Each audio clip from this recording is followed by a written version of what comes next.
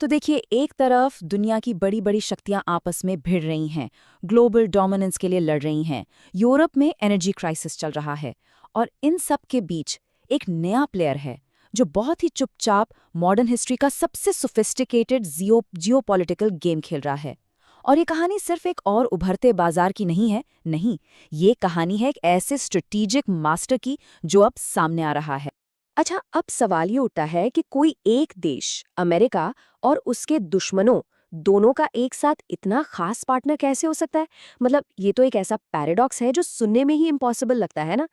एक तरफ देखिए, इंडिया, अमेरिका, जापान और ऑस्ट्रेलिया के साथ क्वाड अलायंस में है, और दूसरी ही तरफ वो चीन, रशिया और ब्राजील के साथ ब्रिक्स का फाउंडिंग मेंबर भी है। अब नॉर्मल हालात में तो कोई देश इन दोनों नावों पर एक साथ सवार नहीं हो सकता, लेकिन बात यही है, भारत किसी और के बनाए नियमों से नहीं चल रहा।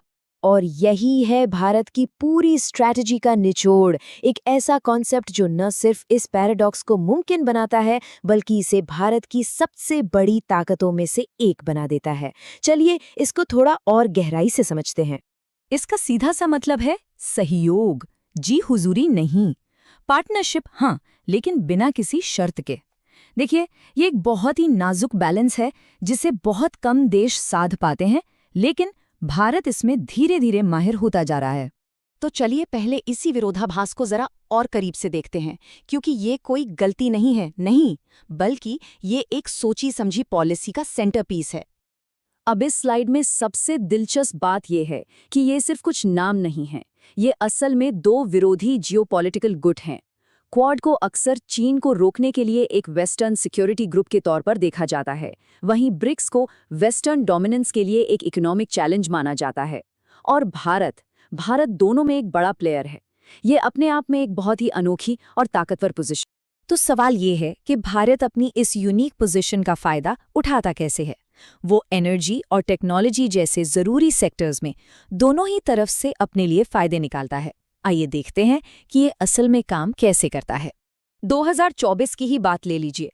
पश्चिमी देशों के प्रतिबंध और अमेरिकी दबाव के बावजूद भारत ने रूस से पहले से कहीं ज्यादा तेल खरीदा। आज रूस का तेल भारत के टोटल एनर्जी इंपोर्ट का करीब 40% हिस्सा है, और वो भी भारी डिस्काउंट पर। इससे भारतीय कंज्यूमर्स के तो अरबों डॉलर बचे ही, साथ ही रूस की इकोनॉमी को भी एक सहारा मिला। पश्चिम ने कहा कि ये प्रतिबंधों का उल्लंघन है, भारत ने कहा ये स्मार्ट इकोनॉमिक्स है। लेकिन असली जादू तो अब सामने आता है। ठीक उसी वक्त जब भारत रशियन एनर्जी खरीद रहा था, वो अमेरिका के साथ $20 बिलियन से ज्यादा के डिफेंस और टेक्नोलॉजी सौदों पर साइन भी कर रहा था। इसमें फाइटर जेट बनाने से लेकर सेमीकंडक्टर मैन्युफैक्चरिंग तक सब कुछ शामिल था। तो यहाँ आके सबसे बड़ा सवाल खड़ा होता है, भाई भारत के साथ ऐसा क्यों नहीं होता? ये एक एक्सेप्शन क्यों है? उसे सजा क्यों नहीं मिलती? जवाब सच कहूं तो बहुत सीधा है। आज की तारीख में भारत को सजा देना किसी के फायदे में है ही नहीं। अमेरिका को इंडो पैसिफिक में चीन को बैलेंस करने के लिए भारत चाहिए ही चाहिए, और चीन को ग्लोबल इकोनॉमी से अलग थलग होने से बचने के लिए भारत की जरूरत है। मतलब सीधी सी बात यह है कि आज हर किसी को भारत की जरूरत है, शायद उससे कहीं ज्यादा जितनी भारत को किसी और की। लेकिन ये मामला सिर्फ जियोपॉलिटिक्स का नहीं है। भारत की असली ताकत उसकी बढ़ती हुई इकोनॉमिक जरूरत में छुपी है।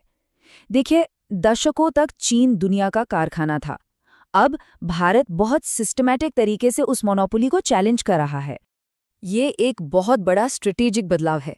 दुनिया की सबसे बड़ी कंपनियां अपनी सबसे जरूरी सप्लाई चेन्स को भारत में शिफ्ट कर रही हैं। और ये सिर्फ वो पुरानी वाली आउटसोर्सिंग नहीं है, नहीं, ये ग्लोबल इकोनॉमी का एक नया खाका तैयार हो रहा है। और ये स्लाइड बहुत अच्छे से दिखाती है कि ये बदलाव कितना गहरा है। भारत अब सिर्फ दूसरों के बनाए प्रोडक्ट्स को असेंबल नहीं कर रहा, वो खुद डिजाइन और इनोवेशन का सेंटर बन रहा है। गूगल का ग्लोबल एआई रिसर्च हो, माइक्रोसॉफ्ट का क्लाउड कंप्यूटिंग डेवलपमेंट हो, ये सब तेजी से भारत में सेंट्रलाइज हो रहा है। ये है इंटेलेक्चुअल कैपिटल का माइग्रेशन। भारत का सबसे टिकाऊ और लॉन्ग टर्म फायदा न तो उसकी इकोनॉमी है, न उसकी सेना, वो हैं उसके लोग। इसका जो इकोनॉमिक राइज हम देख रहे हैं, उसके पीछे एक ऐसी ह्यूमन कैपिटल है जो दुनिया में किसी और देश के पास है ही नहीं।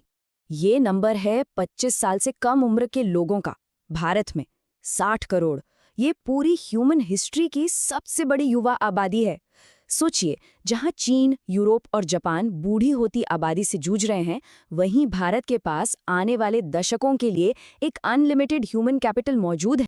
और ये सिर्फ गिनती की बात नहीं है, ये बड़े पैमाने पर क्वालिटी की भी बात है।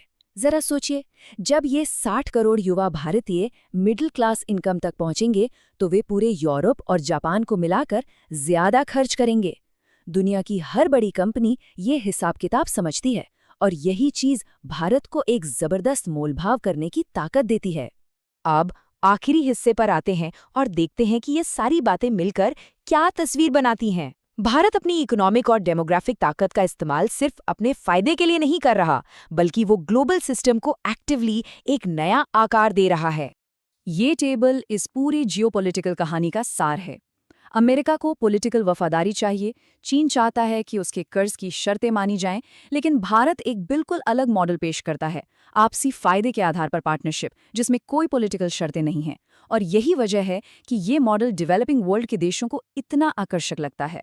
भारत की G20 प्रेसिडेंसी इसका सबसे अच्छा उदाहरण थी। वेस्टर्न एजेंडा को मानने के बजाय भारत ने पूरी चर्चा को फूड सिक्योरिटी, कर्ज माफी और क्लाइमेट अडेप्टेशन जैसे मुद्दों पर फोकस किया, वो मुद्दे जो दुनिया की 85% आबादी के लिए मायने रखते हैं। ये बिना दादागिरी के लीडरशिप दिखाने का एक मास्टर क्लास था।